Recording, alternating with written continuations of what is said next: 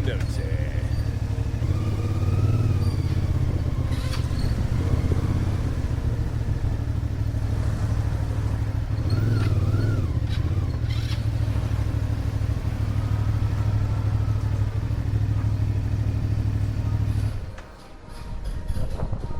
You can see there's a lot of motos in Tulum. Everybody else has to pay for parking, but we don't. That's nice.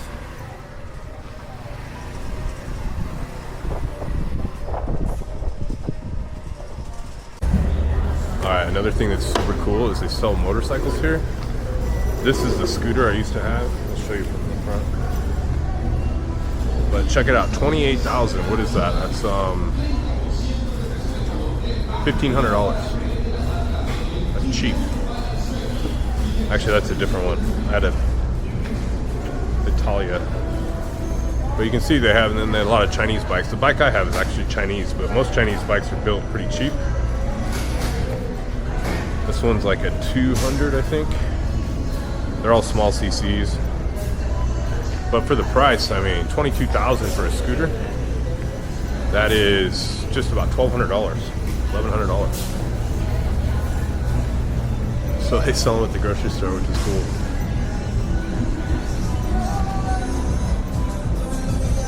Hola, buenos. Can I get a iced Americano with 3 shots? Con leche? On the side to go?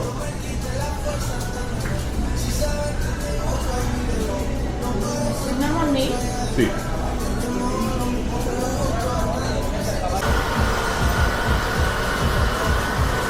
So that was about $6, so it's probably pretty close to normal. I used to always think that wearing a fanny pack was silly, but you start traveling, it's very, very handy. Alright, I'm going to enjoy this coffee, then we'll head off to the Cenote.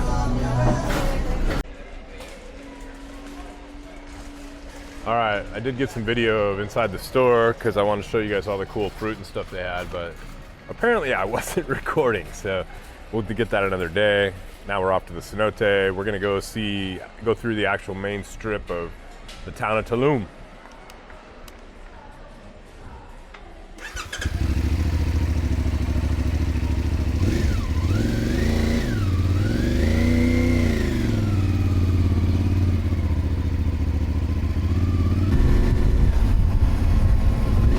Gotta stay behind these police or I'll probably get pulled over again.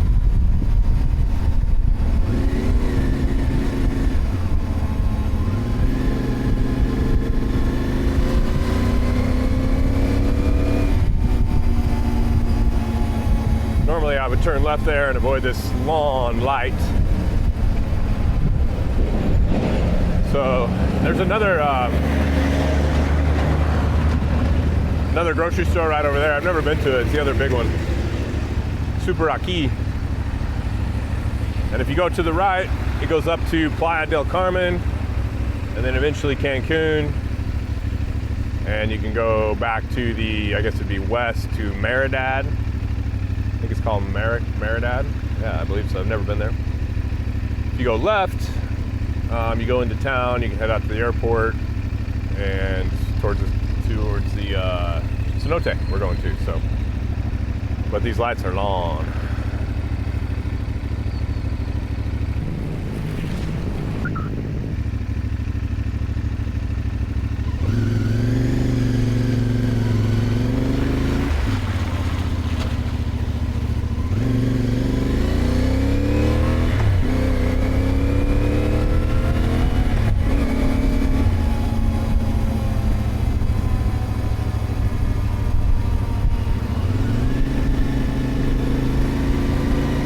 Lots of these speed bump things all throughout Mexico. Over there's Studio Vivo. Good place for yoga, and I think they do like the aerial stuff. I've never actually done yoga there. I got a couple other spots I like better. Well, I guess I gotta try it first, but. Tacos Papi. I guess that guy, he's like an old actor. He's not that old, he's in his 50s.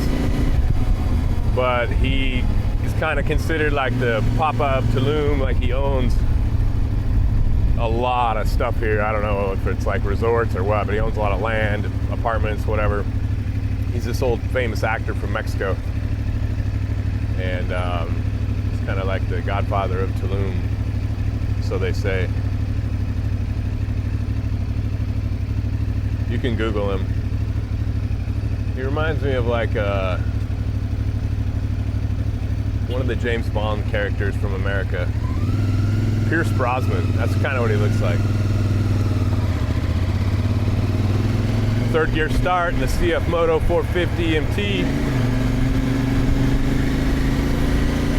Smooth motorcycle. All right, so now you're getting into all the touristy stuff where people walk around. I mean, it's a mix between the locals and the touristy stuff. Those shade trees on the left are so nice because it gets so hot. And there's these, let's see if I can see one. Aldo, there's one. Aldo means something in Spanish, but it's an ice cream shop, and there's probably, I don't know, 10 of them, 8 of them at least in town. And you go to, all the towns down here have just, like every 3 or 4 blocks there's another one. So the business model must work. You get a lot of mezcal shops, taco shops. This is like the center of town right here. They do salsa dancing on one night a week. I can't remember what night a week it is. Pretty cool.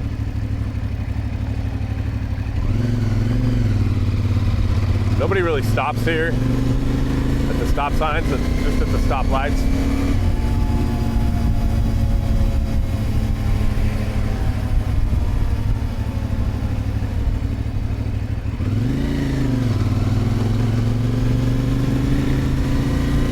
Coming up here on the right is the bus station, and they have this bus, it's called Ado, A-D-O, or yeah, Ado.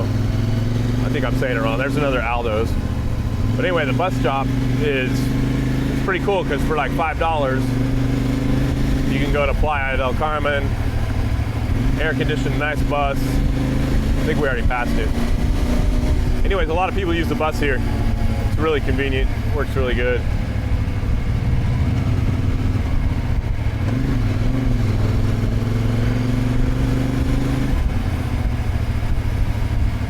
They also have all these white vans, which are called Colectivos, and they're even cheaper, but they're kind of notorious for charging different prices. I don't know, some of them are pretty good. A lot of them don't have air conditioning. I've only ridden on one, and it was great, and it was cheap, because I missed my auto bus. So I rode on a Colectivo, and the price was good. It had air conditioning, but I've heard nightmare stories. And the taxi drivers here, they will cut you off and yell at you.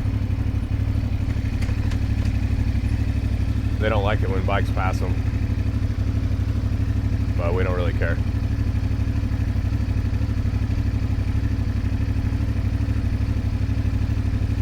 See this? He's creeping up on me.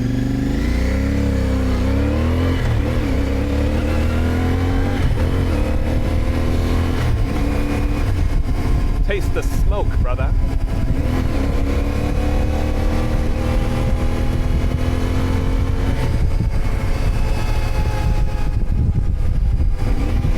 All right, we got about 3.2 kilometers out to the Cenote. I've never been out here. For us to meet.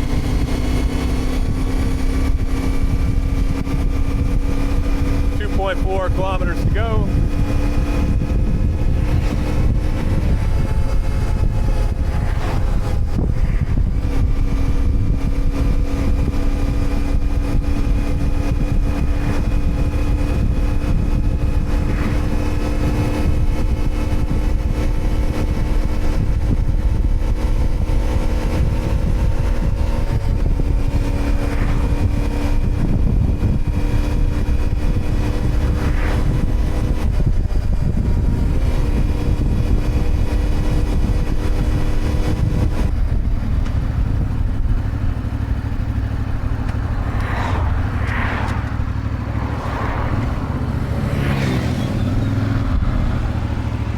Yeah, we actually missed our turn there. Came up pretty quick.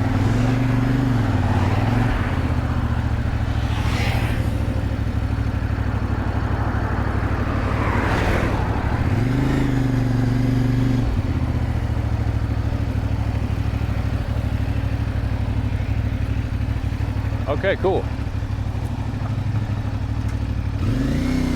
So yeah, taking this bike across Mexico into America would be a massive undertaking.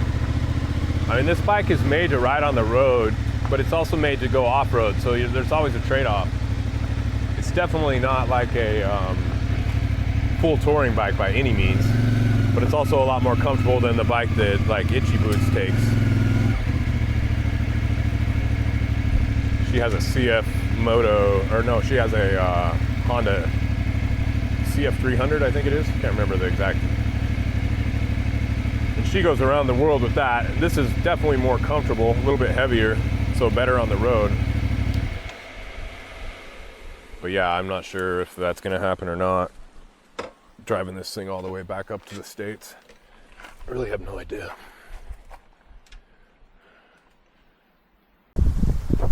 All right, cool, let's head in. Looks like I'm not the first one here, lots of scooters. Boy, Lila looks good amongst the children.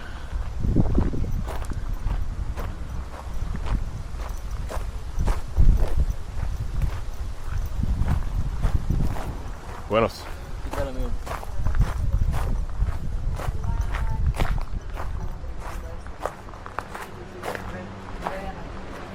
Hola. Hi. Oh, you got all kinds of events here too. Cool. Yes, this is the But not today. Not today, what? Sorry. Any events today? No, we don't have an event. Okay. Do you mind if I record? Do you mind if I record? Oh, no. That's okay? No, okay. no, it's okay. Cool. So just one? You don't have a reservation, right? No. Okay, we can do it now. So, we have a day pass. Okay. It's 500 pesos per person. Okay. That's included the access, towers, Wi-Fi, and parking. Okay. And then inside we have a minimum consumption for drinks in the summits around the Cenote. Okay. And that could be 500 pesos or 1,000 pesos per person, depends on the area. You're here on vacations or? Oh, I live here actually. Been here Yeah. for about 3 months. Okay, here in Tulum. See. Nice. Yeah. It's been fun. Stay or only Yeah, for the low season? I don't know. I don't know. Tulum being Tulum. Yeah, just East, maybe dos meses. I don't know, tres. You're learning the Spanish? Sí, tres semanas escuela, Oh, nice. Medsil. Nice. You have a good pronunciation. Okay, thank you. Okay, for this Es year- muy difícil, or difícil, how do you say difícil? Difícil? Difícil? Yes, it's almost, well, maybe the same with the English. Sí, sí. So for this way, we have the restrooms and Okay. the showers. Oh, this is beautiful. It's really nice. Yeah. And here we have different areas. All the beds around the cenote and this area have the minimum consumption of 1,000 and all these areas have the minimum of 500. Do those stay shaded over there, the ones that cross? Now, yes, in a few hours you have like more sun in the first line. Wow, this place is pretty nice. This is what I was looking for, is a place where you can like totally chill, check out the bar.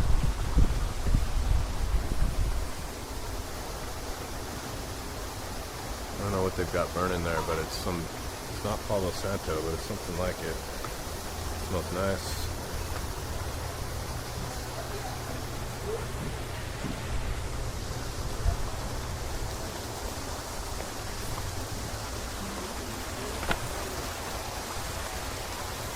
Oh yeah, we'll be swimming in this soon.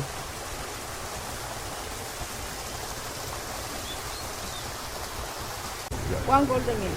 Yes, thank you. What's your name? Brad.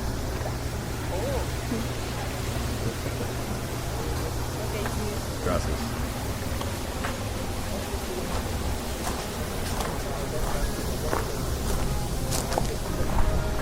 Oh, this place is cool.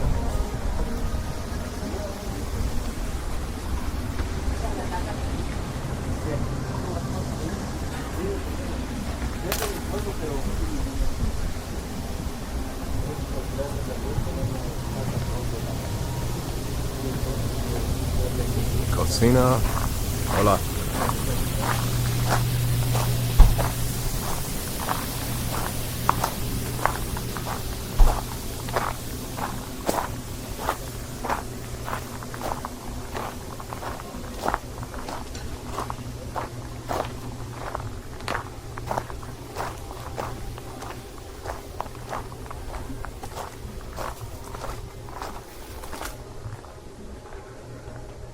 So yeah, we talk about, or I talk a lot about on the channel, just clearing out energies. And you know the times when you just don't feel that good, you don't feel like doing something, you don't feel like doing what you think you need to do, you'd rather just chill. Oh, look at that white cat, Blanco Gato. Oh, there's 3 of them. Wow. So yeah, you know, I've studied a lot of stuff and tried a lot of different methods to just kind of cleanse the body of traumas that have occurred this life and past lives. And you know, there's so many elaborate mechanisms to do these things. And, oh, that's pretty cool. And really, what I've found for myself is all it is just being present with how you feel in the moment and just allowing yourself to feel it and just sitting with it instead of avoiding it. We're so good at avoiding, and there's so many things to take our attention externally, like to move us outward. Everything we do is we focus outward just because we want to avoid the inward because it's uncomfortable. But what that does is it adds to the traumas, it adds to the samskaras, and it continues to put blockages in your energy body, which then causes dis-ease in the body. Wow, this is cool.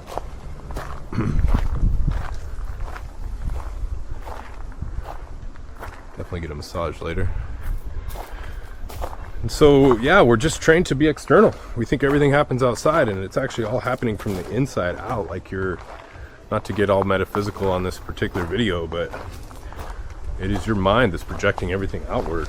Thoughts become things, and so we go inward. We start at the seat of consciousness, and we begin to realize we're not our mind, we're not our thoughts,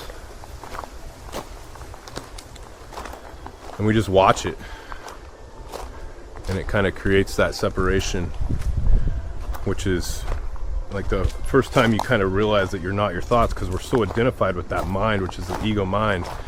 We get so identified with it that even after doing this work for years, I'm still identified with it. I catch myself thinking it's me all the time, and it's not. Who you are is so much greater, and that's what know thyself means, is to turn inward and start to understand that. So you start out as the observer, and these energies just begin to release, and you just sit in them with no judgment and love.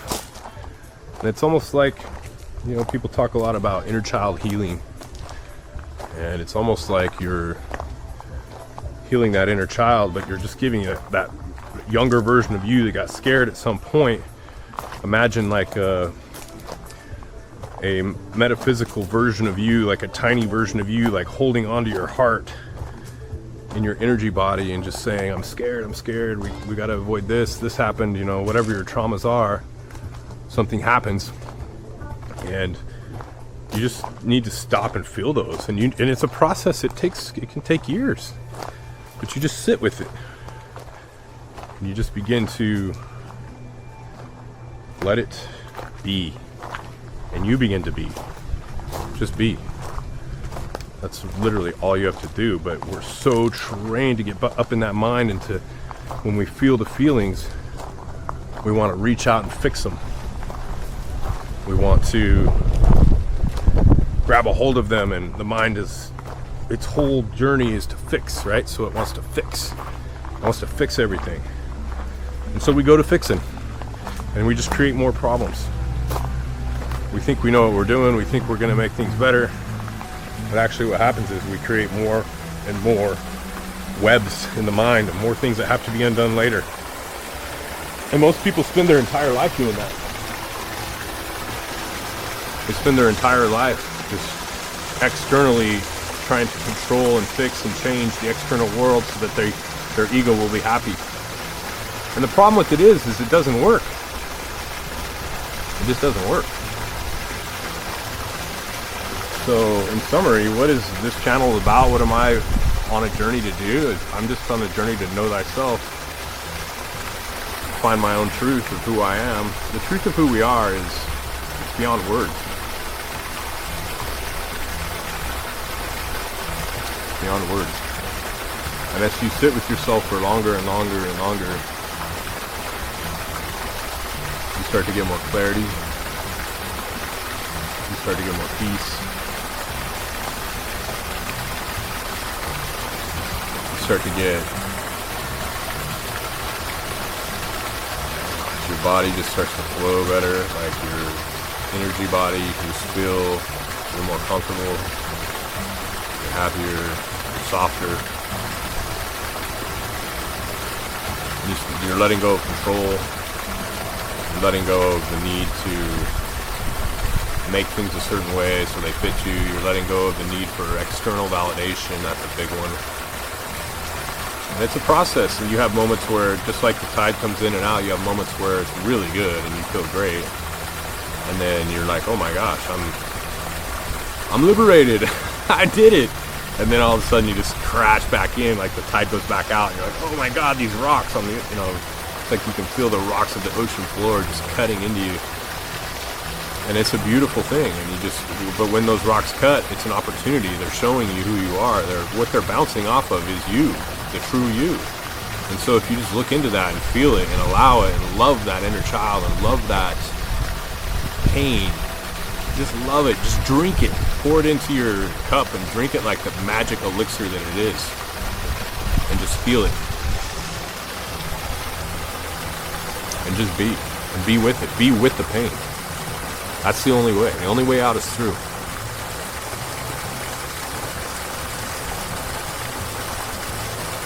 Man, it's worth it. You're either, the way I see it, you're either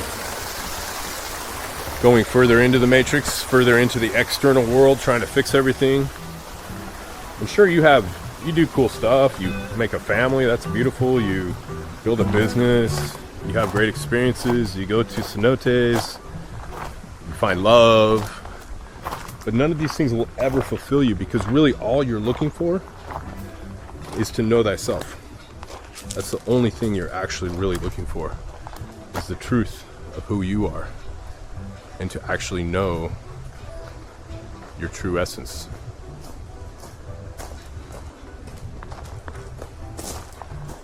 And that's really the only journey, in my opinion, that's worth taking. Because I've tried the other stuff.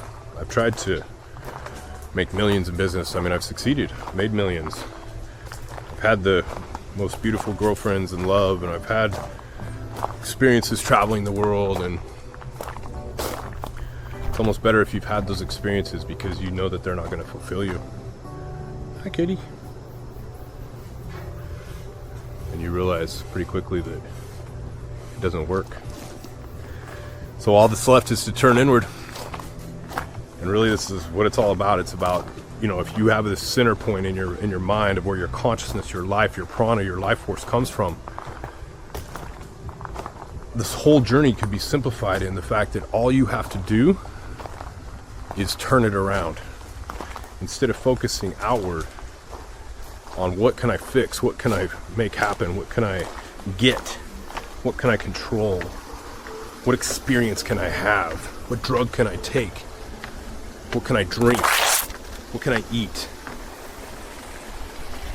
Instead of doing that, because you already tried it, yeah, sure, it was fun, but when it's over, you're just as hollow or even more hollow than you were before.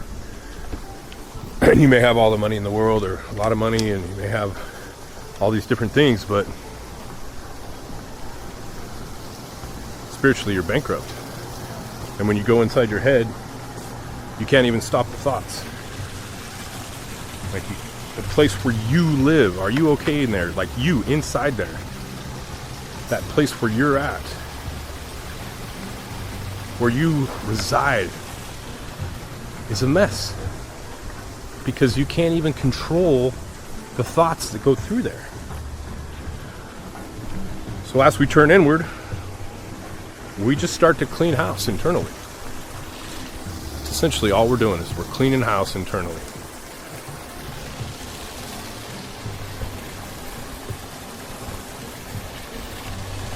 And we allow. The worst thing we can do is resist. And that's essentially why we're turning external, is because we have these feelings inside that make us not feel good.